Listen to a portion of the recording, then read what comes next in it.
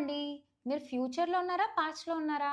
ఏంటి మేడం ఇలా అడుగుతున్నారు? మా దగ్గర ఏం టైమ్ మెషిన్ లేదే ఫ్యూచర్‌లో ట్రావెల్ జేయడానికి, పాస్ట్‌లో ట్రావెల్ జేయడానికి అనుకుంటున్నారా? కానీ మీకొక ఇంట్రెస్టింగ్ ఫ్యాక్ట్ చెప్తాను. 99% 100% కూడా అనొచ్చు. అందరు జనాలు ఐదర్ ఫ్యూచర్‌లో అయినా బతుకుతున్నారు, పాస్ట్‌లో అయినా బతుకుతున్నారు. దీనికి నేను ఎగ్జాంపుల్ చెప్తా.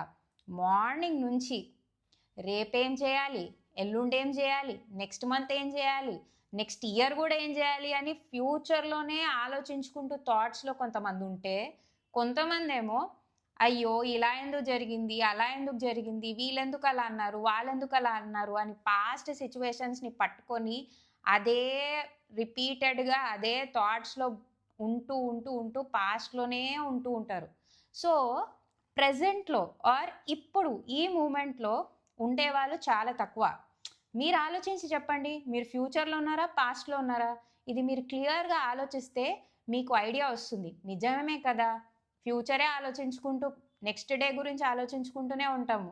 ఇప్పుడు ఏం జరుగుతుంది? ఏం జరగబోతుంది? ఆర్ ఈ మూమెంట్‌ని ఎలా ఎంజాయ్ చేయాలి అని ఆలోచించే వాళ్ళు చాలా తక్కువ. మీరు కామెంట్‌లో చెప్పండి. ఫ్యూచర్‌లో ఉన్నారా? పాస్ట్‌లో ఉన్నారా? Thank you.